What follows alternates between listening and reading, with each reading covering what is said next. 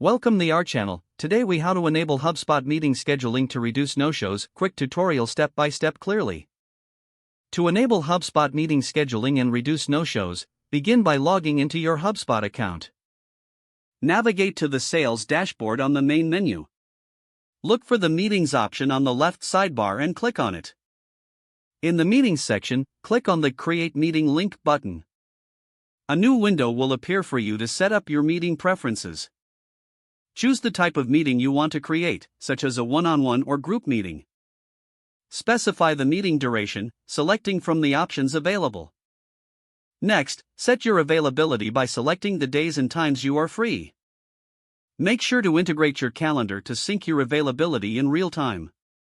Add a title for your meeting link that clearly describes its purpose. Optionally, include a description to provide more context for the invitees. Enable any additional settings, such as requiring attendees to fill out a form before booking. Review your settings thoroughly to ensure they meet your needs. Once satisfied, click the Save button to finalize your meeting link.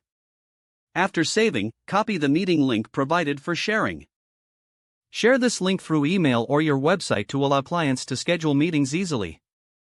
To reduce no-shows further, consider setting up automated reminders. In the meeting settings, find the option for reminders and notifications. Customize the timing of reminders to send messages a day or hours before the meeting. Save these reminder settings to ensure they activate for all scheduled meetings. By following these steps, you can effectively enable HubSpot meeting scheduling and minimize no-shows. If the page does not load, refresh the browser or try again in a private or incognito window. Make sure you are using the correct email address, then retype it carefully to avoid small typos. If your password is not accepted, use the reset option and create a new strong password you can remember. Check your spam folder for verification or security emails, then complete any requested confirmation step. Enable two-factor authentication if available to improve account security and reduce unauthorized access risk. After signing in, review your profile details so your contact information and settings are accurate and current. If you see an error message, note it down and try again after restarting your device and internet connection.